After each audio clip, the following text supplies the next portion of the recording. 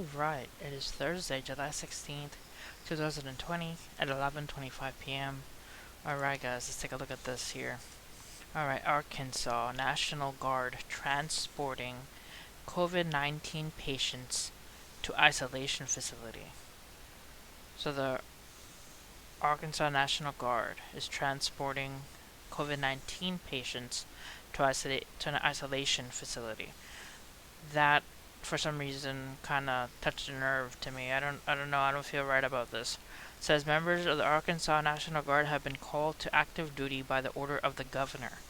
Governor Asa Hutchinson ordered 14 medics from the Army National Guard to transport positive COVID-19 patients from locations around the state to an isolation facility near the University of Arkansas for Medical Sciences in Little Rock, a release stated.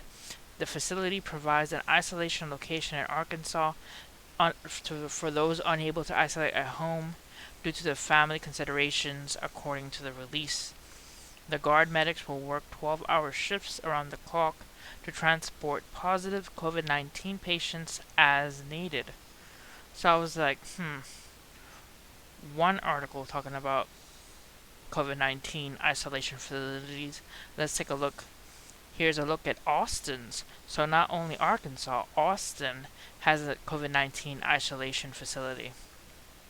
It says here, since March 22nd, Austin Travis County has been leasing out a hotel in north central Austin as a place where people who have COVID-19 or think there's a chance they may have it to isolate themselves from others for 2 weeks.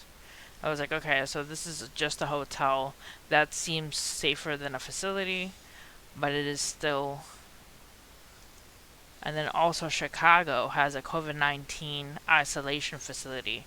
A range of COVID-19 isolation facilities are being offered free of charge to Chicago residents who have tested positive for COVID-19 and are unable to safely isolate in their own homes.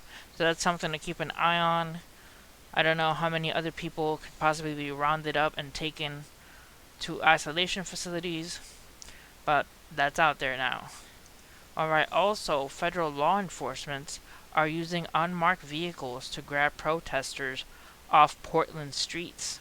In the early hours of July 15th, after a night of spent protesting in the Multnomah County Justice Center and Mark O. Hatfield Federal Courthouse, Mark Pettibone and his friend Connor O'Shea decided to head home.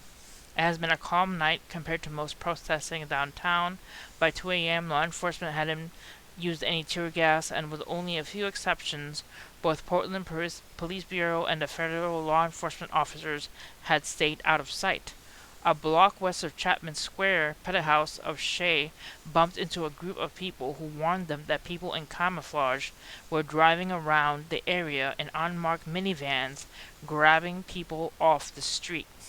So that was terrifying to hear, Pettibone said. They had barely made it half a block when an unmarked minivan pulled up in front of them.